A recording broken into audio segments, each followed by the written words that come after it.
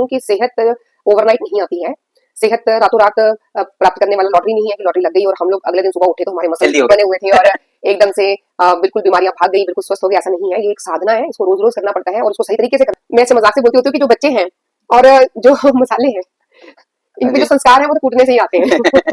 आप अपने बच्चों को डॉक्टरी के फील्ड में आप डालिए, उनको इंटरेस्ट दिलाइए, उनको आगे हम लोग मदद करेंगे समाज को अच्छा बनाने के लिए। भाई आप आगे किस तरीके से पढ़ाई करेंगे, परिवार में इतनी बीमारियां आ गई है, डॉक्टर के भरोसे या किसी हॉस्पिटल के भरोसे हम जीवन भर अपना तो डिपेंड नहीं हो सकते हैं।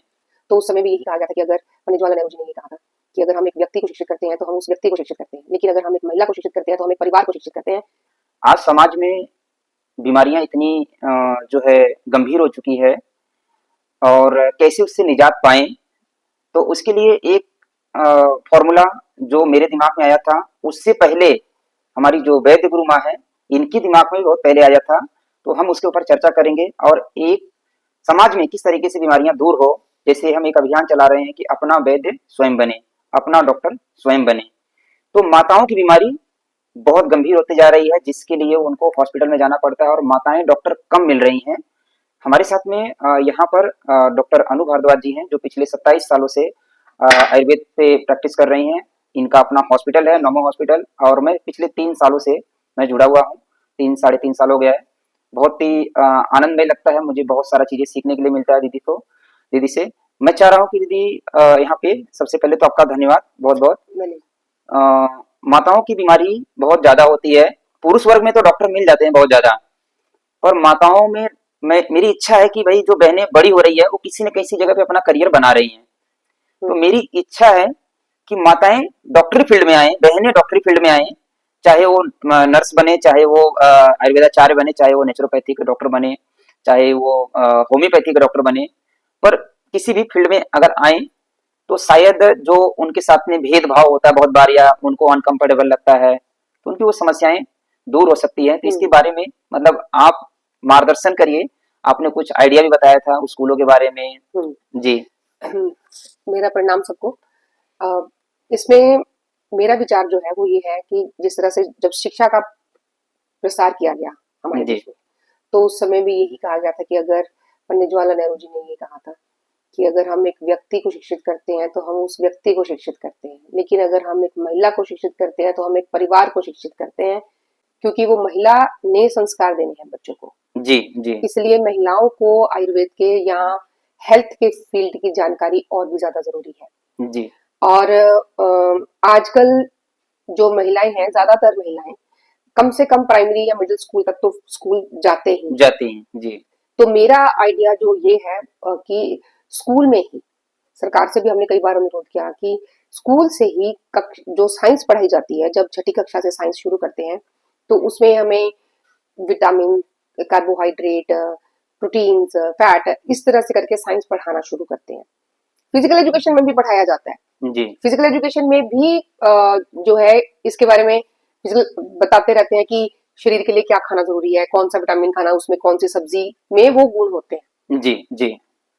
लेकिन क्या है ना कि हमारा जो दिमाग है ये एब्सर्ड चीजें याद नहीं रख सकता।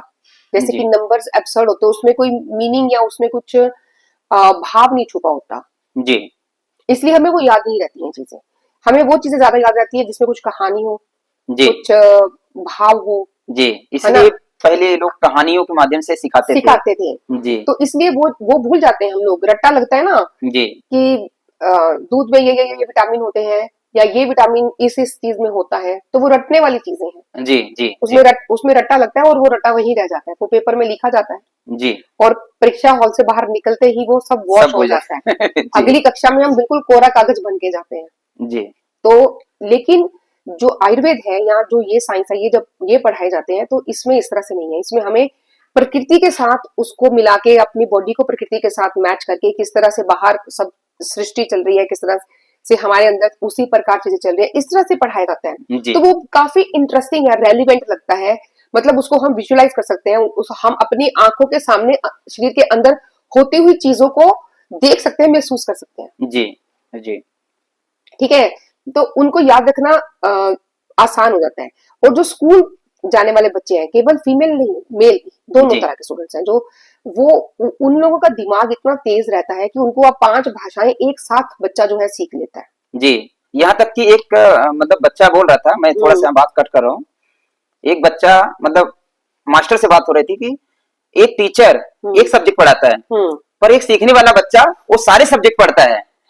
हाँ हाँ, तो ये आजकल रीलों में भी काफी चल रहा है, जी जो जी आपने बोला, जी वो तो है, बिल्कुल है, कि जी उस व्यक्ति को पढ़ाने के लिए, एक बच्चे को तैयार करने के लिए कम से कम 10 लोग लगते हैं। जी घर से माँ से लेके और स्कूल के प्रिंसिपल को, अगर सबको सब तरह के गुरुओं को मिलाए तो कम से कम 10 10 टीचर गुरु। एक समय जी पर एक बच्चे को अलग अलग तरह की चीज सिखा रहे हैं।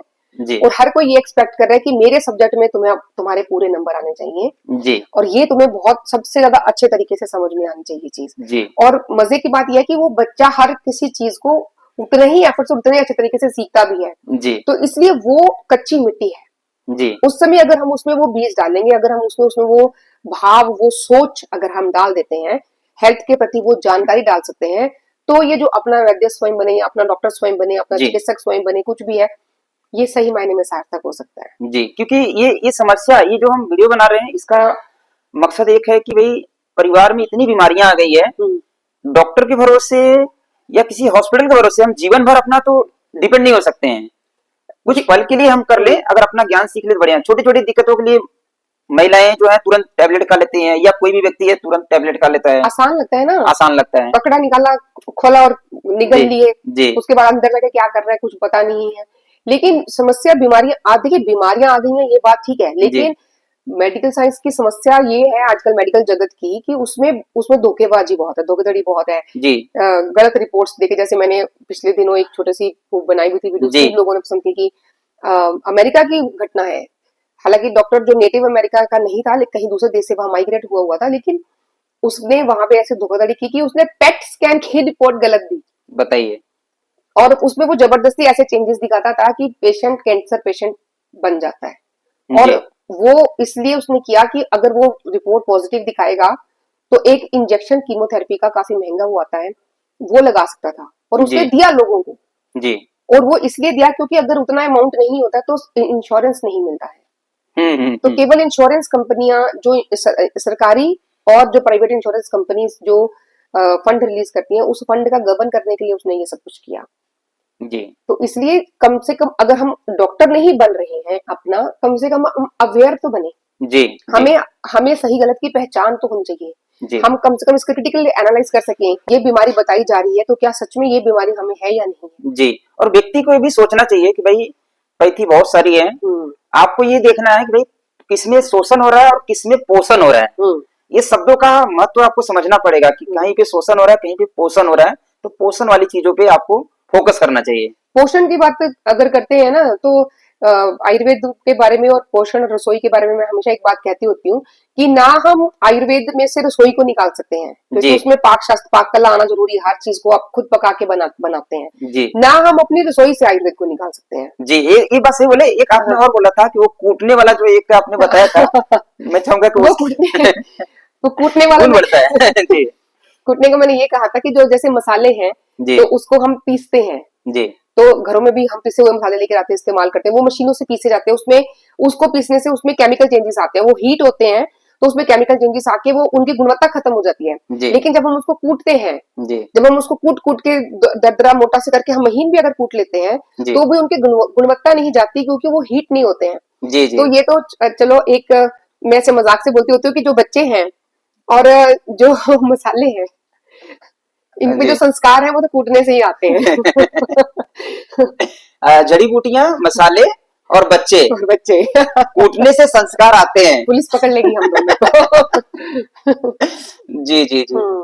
तो एक दीदी, हम लोग जो आप भी ट्रेनिंग चला रहे हैं, मैं भी काफी समय से ट्रेनिंग चला रहा हूँ, और मेरी इच्छा है कि जो माताएं बहनें वीडियो देख रहे हैं, या जो घर के कोई सदस्य वीडियो देख रहे हैं, आप अपने बच्चों को डॉक्टरी के फील्ड में आप डालिए, उनको इंटरेस्ट दिलाइए, उनको आगे हम लोग मदद करेंगे समाज को अच्छा बनाने के लिए। भाई आप आगे किस तरीके से पढ़ाई करेंगे और उसमें हम आगे सहयोग करेंगे, ऐसा भी मैं एक अभियान चला बिल्कुल रहा हूँ काफी समय से। बिल्कुल। तो मेरे ख्याल से ये संदेश जो दीदी के माध्यम से हम आपको देने का प्रयास किए कि आप अपने बच्चों को ट्रेनिंग में जोड़िए, क्योंकि उनका ज्ञान ही उनके जीवन को अच्छा बनाएगा। पहले हम सुनते आते थे कि दादी के नुस्खे, नानी के नुस्खे, कभी हम लोग ने दादा के नुस्खे, नाना के नुस्खे नहीं सुने थे, बाबूजी के नुस्खे नहीं सुने थे, केवल वैद्य जी सुने थे। जी वैद्य जी सुने थे। पर दादी के नुस्खे, नानी के नुस्खे, मतलब ये माताएं जो हमारी घर पे थी वो बड़ी डॉक्टर थी, साइंटिस्ट थी, जो सारे ज्ञान उनके अंदर पड़ा था और वो परंपरागत तरीके से पीढ़ी दर पीढ़ी ट्रांसफर होता था। तो ये ज्ञान आज फिर से भी आप ले सकते हैं, हमारी ट्रेनिंग्स भी चलती है, उस ट्रेनिंग में भी जुड़िए और साथ में आगे हम लोग सब लोग मिल करके आपको मदद करेंगे।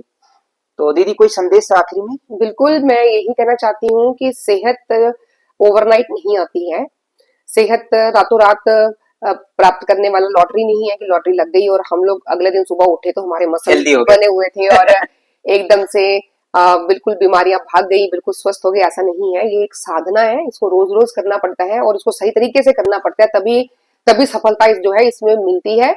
तो साधना को सही तरीके से करने से सफल बनेंगे और उसी से स्वस्थ रहेंगे। जी। तो यही मेरा संदेश है आपके लिए कि बचपन से ही अपने बच्चों में ये जानकारी, ये ज्ञान स्कूल से भी होना चाहिए, इंस्टीट्यूशनल भी होना चाहिए और घर से इनफॉर्मल भी होना चाहिए, जैसे पहले रहता था हमारे घरों में।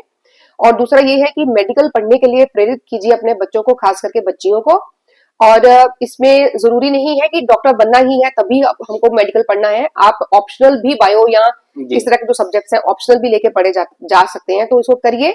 बहुत सारे इंस्टीट्यूट ऐसे हैं जो जड़ी बूटियों के बारे में, मसाल या ऐसी कई सारी चीजों के बारे में फॉर्मल कोर्सेज भी करवाते हैं। इनफॉर्मल चलते रहते हैं कि घर के मसालों से कैसे सेहत पाई जा सकती है, जैसे जड़ी बूटियों की हम भी करवाते हैं। तो इंस्टीट्यूशनल भी चलते हैं जो रिकॉग्नाइज है सरकार से, वो भी चलते हैं, वो भी कर सकते हैं आप। जी जी जी। तो मुझे उम्मीद है आप लोगों को बहुत सारी चीजें सीखने के लिए मिलेगी। आखिरी में मैं ये भी बोलना चाहूंगा, भाई आपके आसपास में जो भी डॉक्टर वैद्य हो, आप उनको चेक करिए और वहां पर भी बच्चों को भेज करके ज्ञान इकट्ठा करवा सकते हैं, ताकि उनके माध्यम से बच्चों को भी ज्ञान आए। फाइनली मकसद यही कि आपके पास ज्ञान आ जाए, आप सीख ले और अपना वैद्य खुद बने। नमस्कार, दीदी का भी बहुत बहुत धन्यवाद।